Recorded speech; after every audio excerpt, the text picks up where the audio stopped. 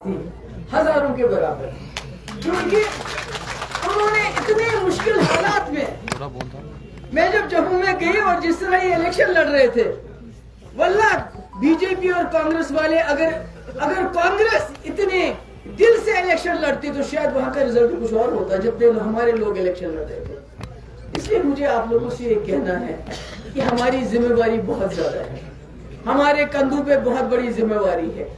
इस वक्त बेरोजगारी आसमान को छू रही है, लोग हमारे नौजवान हमारे डिप्रेशन के शिकार हो रहे हैं। इस वक्त रिजर्वेशन के बारे में लोग बात करते हैं। हमारा ये मानना है जो कमजोर तबका है, जो शेड्यूल्ड ट्राइब है, शेड्यूल्ड कास्ट है, बेशक उनकी रिजर्वेशन जरूरी है, मगर जो ओपन कैटेगरी के लोग हैं, जो ओपन मेरिट के लोग हैं, उनके गर्दन पे छुरी रख के नहीं रखनी है, उनका मुस्तकबिल बर्बाद नहीं करना है। क्योंकि अभी देखिए नीट में अगर 500 सीटें हैं, 250 पहले ही बाहर चली जाती है, उसके बाद जो बचता है उसमें ओपन कैटेगरी के लिए कुछ भी नहीं, न होने के बराबर। यही नौकरियों का होता है। अभी देखिए पुलिस की भर्ती हुई, 3000 पोस्ट, 6 लाख लोगों ने उसमें हिस्सा लिया। कहां जाएंगे, क्या करेंगे?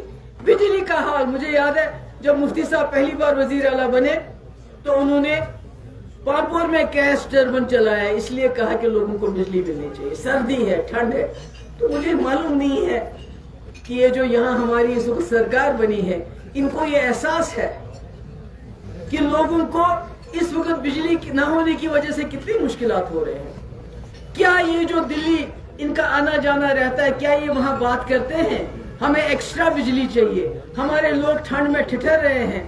ये तो मीटर लगाने के तो उन्होंने ऑर्डर दे दिए, मीटर फटाफट लगाओ, मगर जहां मीटर्ड एरिया है वहां भी बिजली नहीं होती है। तो मेरा कहना यह है कि हमें दिल बर्दाश्त नहीं होना चाहिए, हिम्मत नहीं हारनी चाहिए, बल्कि आने वाला जम्मू कश्मीर में जो आज तक अच्छा किया वो पीडीपी के हाथों से हुआ, और आइंदा भी जो अच्छा होने वाला होगा इंशाल्लाह वो आपके हाथों से होगा।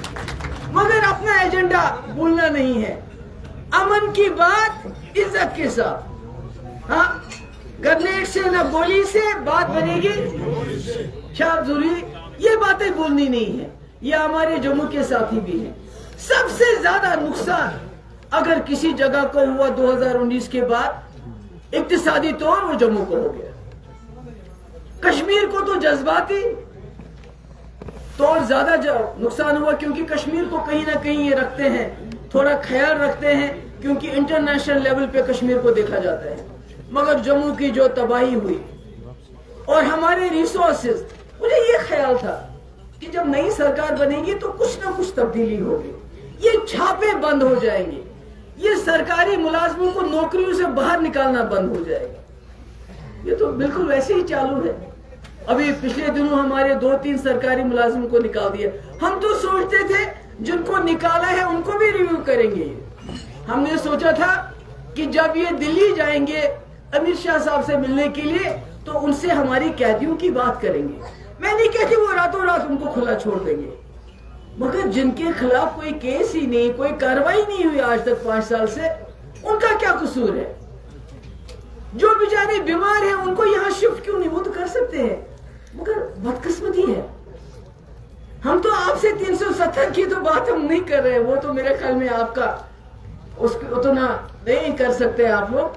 मगर ये जो डे टू डे मसले हैं, हमारे बिजली है, हमारे कैदी बंद हैं, जेलों में बंद है, नीट का जो 50% बाहर चला जाता है, हमारे यहाँ जो नौजवान पढ़े लिखे हैं जो स्पेशलाइजेशन में जाना चाहते हैं उनका दायरा, उनको बहुत कम हो रहे हैं उनकी सीटें, तो कोई बात ही नहीं होती है, कोई फर्क ही नहीं है। और तो लोग तो सोचते थे कि जब सरकार आएगी 200 यूनिट छोड़ दीजिए, मगर कम से कम बिजली में इंप्रूवमेंट होगी, और कुछ भी नहीं है।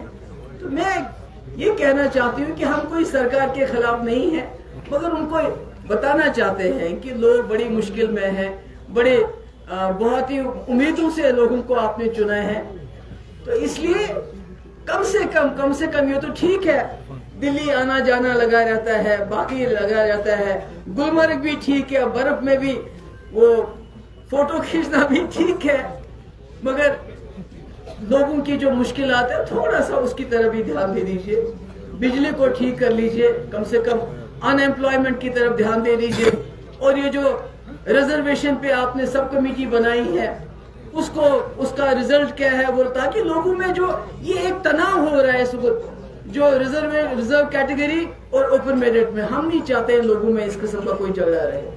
तो मैं आप सब की बहुत शुक्रगुजार हूँ, आप लोग आए, दूर दूर से आए।